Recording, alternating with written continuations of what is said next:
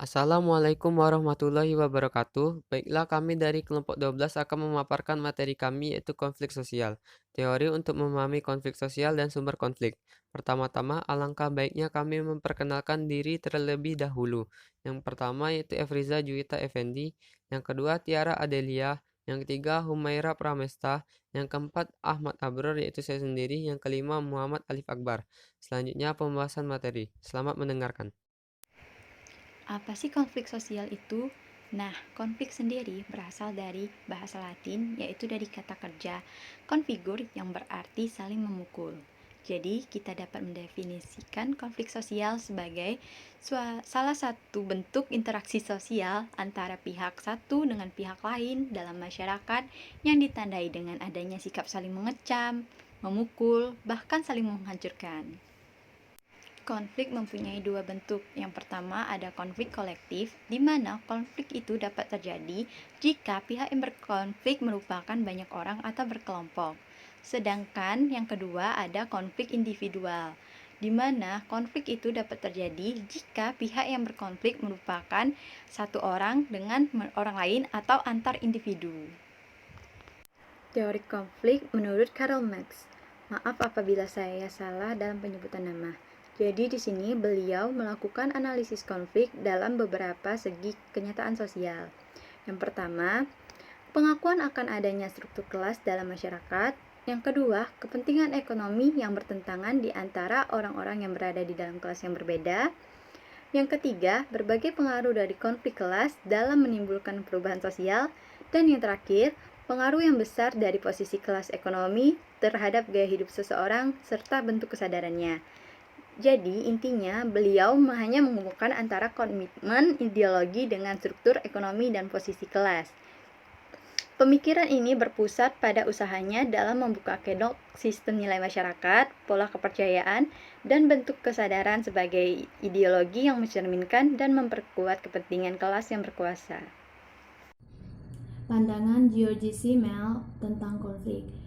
Mengenai konflik hampir sama mengenai pandangan Karl Marx. Letak perbedaan pandangan mereka terletak pada pendapat mereka mengenai struktur sosial. Menurutnya, struktur sosial sebagai suatu proses asosiatif dan proses oposisi atau proses disosiatif yang saling bercampur dan tidak dapat dipisahkan. Proposisi tentang intensitas konflik menurut George Simmel, yang pertama, semakin besar tingkat keterlibatan emosi, maka semakin besar pula konflik itu akan terjadi.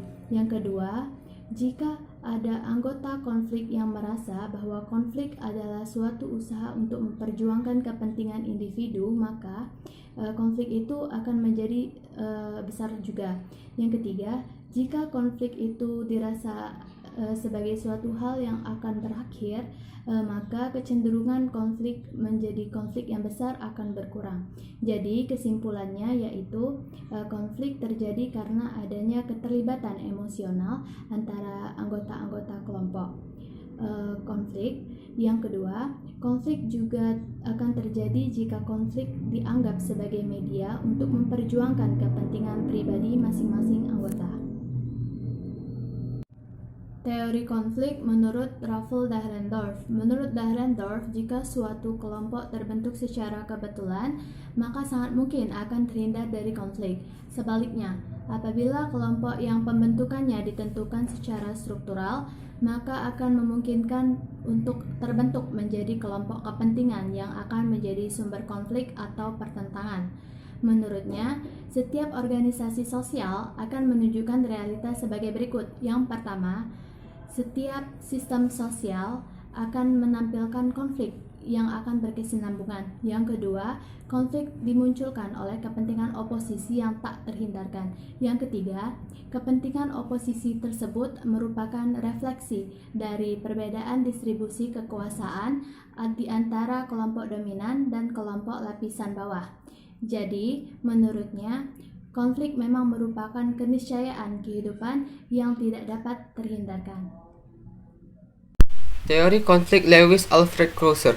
Yang pertama disebabkan oleh adanya kelompok lapisan bawah yang semakin mempertanyakan legitimasi dari keberadaan distribusi sumber langka. Yang kedua yang menyangkut relasi pertentangan yang objektif dan struktural dapat menyumbang menuju ke arah kelestarian kelompok dan mempererat relasi antara keanggotaan kelompok tersebut. Teori konflik Max Weber. Terdapat dua pandangan konflik menurut Max Weber, yaitu satu, konflik dalam artian politik atau dalam artian luas. Yang kedua yaitu konflik dalam gagasan dan cita-cita. Konflik etnis yang terjadi didasari oleh perebutan dominasi dalam pandangan dunia antara satu sama lainnya. Sumber konflik. Sumber konflik organisasi bersifat struktural menurut Robbins. Yang pertama itu saling ketergantungan pekerjaan. Yang kedua itu diferensiasi horizontal yang tinggi. Yang ketiga ketergantungan pekerjaan satu arah. Yang keempat normalisasi yang rendah. Sumber konflik. Berdasarkan sisi sosiokulturalnya, sumber konflik dapat berasal dari 4 hal. Yang pertama, perbedaan individu. Yang kedua, perbedaan kepentingan. Lalu ada perbedaan latar belakang kebudayaan. Dan yang terakhir, perubahan nilai yang cepat dan mendadak. Lalu, ada faktor terjadinya konflik sosial menurut Surjono Sukanto pada 2006, antara lain, yang pertama, perbedaan antara individu-individu, yang kedua, perbedaan kebudayaan, yang ketiga, perbedaan kepentingan, dan yang terakhir, perubahan sosial. Adapun dampak konflik sosial, dampak positifnya terdiri dari memperkuat integrasi dan solidaritas, mendorong terjadinya perubahan sosial, mendorong perbaikan kapasitas lembaga, mendorong masyarakat menjadi lebih dinamis. Dampak konflik sosial. Dampak negatif. Yang pertama, menciptakan kondisi ketidakteraturan sosial dalam masyarakat. Yang kedua, mengancam norma dan nilai sosial dalam masyarakat. 3. Hilangnya kontrol sosial dalam masyarakat. Contoh konflik sosial di Indonesia. Yang pertama, konflik sosial Aceh, keinginan Aceh untuk merdeka. 2. Konflik sosial NTB, perbedaan suku dan bangsa di sana. 3. Konflik sosial Situ Bondo, penghinaan terhadap agama Islam. Itu saja yang dapat kami sampaikan. Apabila ada salah kata dan kata yang kurang berkenan, dimohon maafkan. Kepada Allah kami mohon ampun. Sekian dari kelompok 12, kami undur diri. Wassalamualaikum warahmatullahi wabarakatuh.